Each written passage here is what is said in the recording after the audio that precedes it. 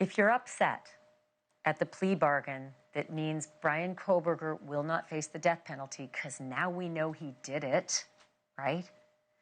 Maybe you will find solace in what I'm about to tell you.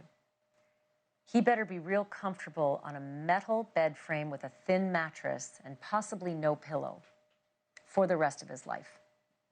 He better be real comfortable wearing restraints while being taken to the shower. And he better be real comfortable while showering potentially in a cage. And I know that because Lenard Vare has told me that. He's a prison consultant. He's the former prison warden as well, and he's the author of Elephant Keepers, Reflections of a Prison Warden.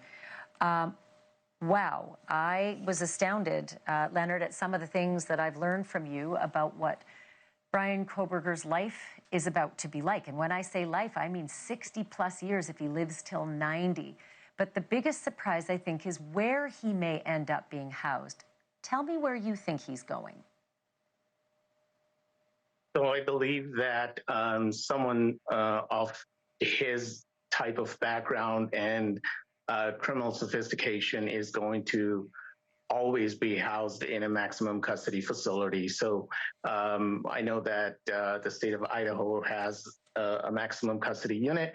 That's where most likely he is going to be housed, unless they decide that they're going to send him to a different state. But he will be in a max custody prison for a very long time. So Bryan Kohberger coming to a state near you, it's possible Idaho will push him to another state, a neighboring state, a state far away, a state on the East Coast where his parents are? What kind of state? So generally, the way that these things work is the state has an obligation to house the individuals that have been sentenced to their prison, unless unusual circumstances come up. So let's say that there are threats to his life and there are credible reasons to believe that no matter where he is housed, there's going to be people trying to, attack him.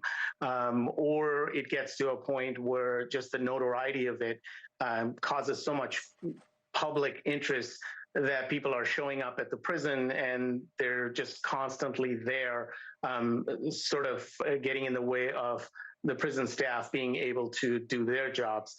In those kinds of situations, or if there's credible threats, it is also possible that, sometimes staff might know people that are members of the victim's family, and those kinds of situations can come up.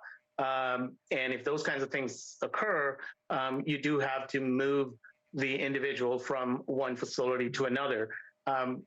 Being that he's a max custody individual, there is not a whole lot of places that you can move him to in a state the size of Idaho, which has a fairly small prison population. At that point, they would look at something along the lines of a different state, which might have the ability to handle higher profile individuals that has more max custody housing beds available. There are many states that are able to do those kinds of things.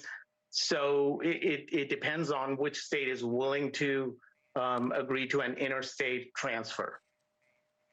I'm still curious as to whether his grand plan is to take his own life and thereby take the power again and avoid having to spend 60 years staring at a wall in likely very lonely protective custody.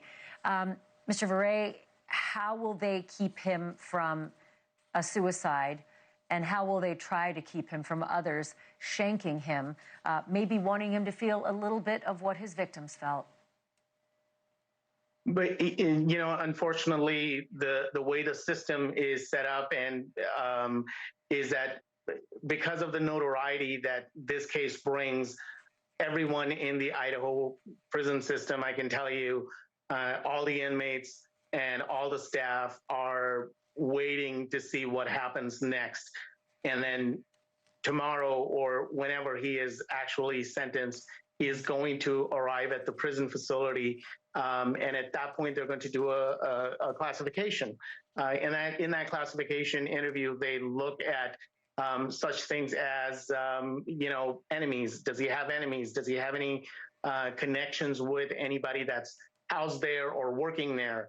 And so they have to try to keep him separate from all of those people. They're going to look at and see if he's got tattoos. So those are the types of classifications they will do. Additionally, they'll be doing mental health assessments to find out if he is suicidal or homicidal. And generally, when someone is looking at a very long sentence, like 60 years to life or life without parole, there is a higher risk associated with someone trying to take their own life, usually in the first part of their so that's the types of things they would be looking for. And if he is suicidal, they would place him in a cell where it's devoid of things that he could use to carry out that plan. Right. So there won't be any sheets or blankets or anything other than a paper jumpsuit, possibly kind of a big blanket that they give you that you can't rip up and try to turn it into a noose blankets, or whatnot. I've heard of them. I learned of them with Jeffrey Epstein. They should have used them in that cell as well. I have to leave it there, Lenard Vare, but I appreciate so much your wisdom on this. I'll be curious to find out if Idaho keeps him or sends him to one of our states. Thank you so much for this. Thank you for watching. Subscribe below and download our NewsNation app right now on your phone, and you will get fact-based, unbiased news for all Americans.